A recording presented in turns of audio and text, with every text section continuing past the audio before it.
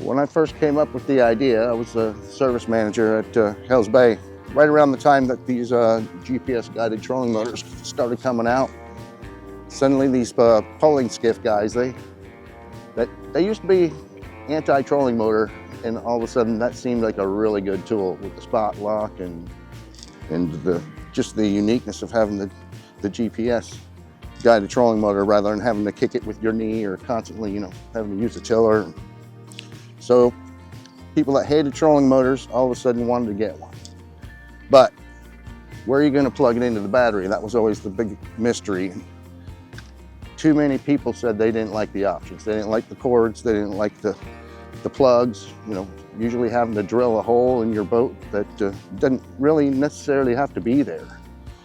People started even bringing in fuel fills and asking me to put a hole there where they could run the wire down through the deck and then find a way to plug it, which was never ideal. It would leak water in your storage compartment and this and that. And you have a quick release under your trolling motor, but it's not really a quick release if you can't immediately take it off without having to deal with the wires that are plugged in the battery somewhere. So people kept asking me, there's got to be a better way. Can you come up with something? I thought about it. I said, well, we got the quick release bracket already. People are using it. What if we could just set that trolling motor down on there and it would plug itself into the battery and you wouldn't have to worry about any cords or exposed plugs or anything like that. It started waking me up at night thinking about ideas, thinking of what could go wrong with that, what kind of plugs we're gonna need, how we're gonna keep it watertight, all the problems that might develop over time. And I didn't want to come up with an idea that wasn't gonna be foolproof. Probably took about 7 years of just coming up with ideas, drawing little sketches, thinking about, again, what could go wrong.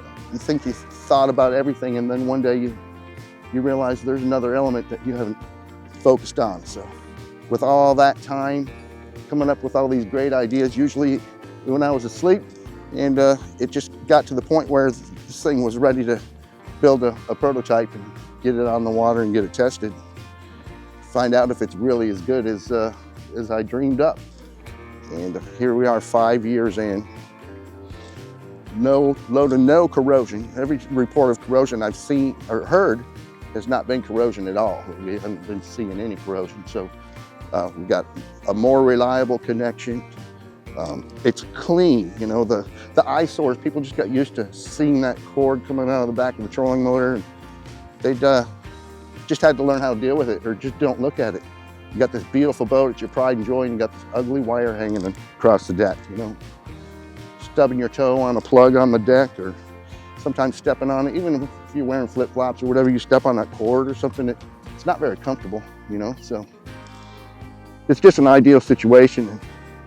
I saw the AI generated overview of Power Pux reviews yesterday. I was kind of blown away how it said it's overwhelmingly successful reviews and how much people love it. And I love to fish, but I also love the fact that I'm helping other people have a good day on the water.